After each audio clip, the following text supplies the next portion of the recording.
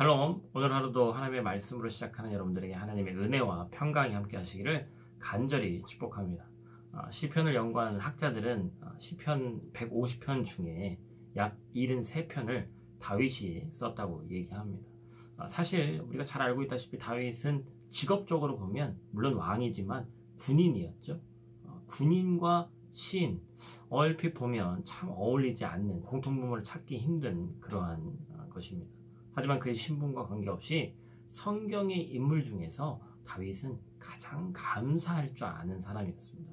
오늘 본문에서도 다윗은 전심으로 여호와께 감사하고 있습니다. 온 마음을 다해서 하나님께 감사하고 있죠. 감사가 넘치는 모습을 우리에게 보여줍니다.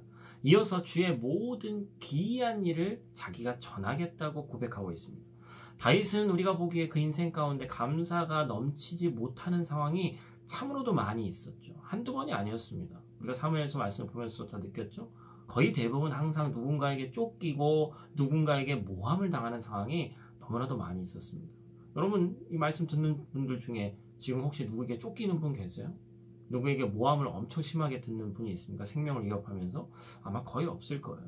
그래서 다윗이 이런 상황 가운데 하나님께 감사한다는 것은 우리에게 굉장한 도전으로 다가옵니다. 그리고 감사한다고만 끝나지 않고 나아가서 하나님께서 자신에게 하신 일들을 전하겠다고 하면서 찬양하고 있어요. 사랑하는 성도 여러분, 다윗은 감사를 감사로 마음에 담아두고 끝나지 않았습니다. 다윗의 감사는 찐 감사였기 때문에 다른 사람들에게 전하지 않으면 견딜 수 없는 그런 감사였습니다. 코로나19로 인해서 우리 상황은 사실 감사가 넘치기 힘든 상황을 겪고 있습니다. 저도 마찬가지예요. 그러나 오늘 다윗에게서 배우는 감사는 상황에 의해서 하는 감사가 아니라 상황에 의한 감사는 변할 수밖에 없기 때문에 하나님이 존재하심으로 인한 감사입니다. 하나님이 영원히 계시기에 우리의 감사도 영원히 끊길 일이 없다는 것이죠. 여러분 그것을 꼭 기억하시기를 축복합니다. 다윗은 계속해서 옛날 조상들의 출애굽과 가나안 정복의 역사를 본문에서 말하고 있습니다. 이때 하나님의 심판은 자기 백성을 괴롭힌 민족들의 도시를 파괴한 일뿐만 아니라 그들이 도무지 회복할 수 없도록 만드신 일을 다윗이 말하고 있죠.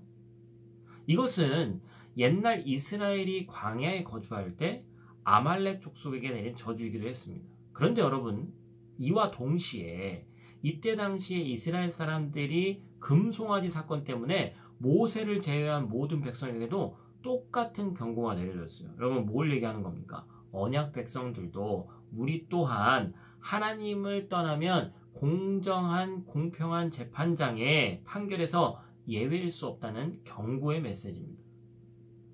본문에서는 또한 계속해서 하나님을 요새로 비유합니다. 단단하고 높은 성벽과 무기가 갖추어진 방어시설이 요새예요. 전쟁이 났을 때 피할 수 있는 곳입니다. 다윗은 하나님을 요새라고 고백하는데 이는 하나님의 품이 세상에서 가장 안전한 피난처이기 때문입니다. 성도에게 하나님은 끝까지 믿고 의지할 수 있는 안전한 피난처인 줄 믿습니다.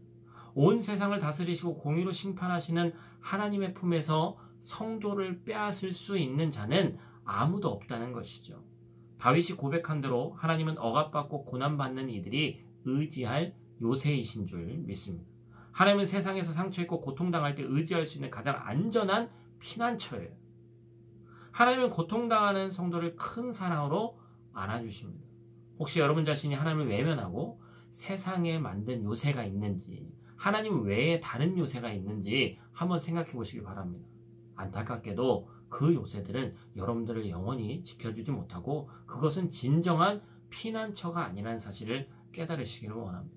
오늘 그 요새를 버리고 하나님만 의지하여 살기를 다짐하는 저와 여러분들 되시기를 간절히 축복합니다. 기도하겠습니다. 사랑의 아버지 하나님, 하나님은 주의 이름을 모르는 악인의 이름은 도만하시지만 주의 이름을 알고 주님을 의지하는 찾는 자는 버리지 않으시는 하나님이심을 믿습니다. 핍박받고 피흘림 당하는 가난한 자들의 부르짖음을 잊지 않으시고 가난하고 겸손한 자의 소원을 들으시고 귀를 기울이시는 하나님이심을 믿습니다. 하나님, 우리가 이 하나님만, 그 하나님만 의지하게 도와주시옵소서. 죽음의 문턱에 이를 만큼 악인의 미움과 추격을 받아도 하나님만 의지한 다윗처럼 살아가기를 원합니다. 우리 모두가 그렇게 그 은혜를 잊지 않고 하나님의 구원의 역사를 모두 전하는 귀하고 복된 삶을 오늘 하루 살아가게 도와 주시옵소서.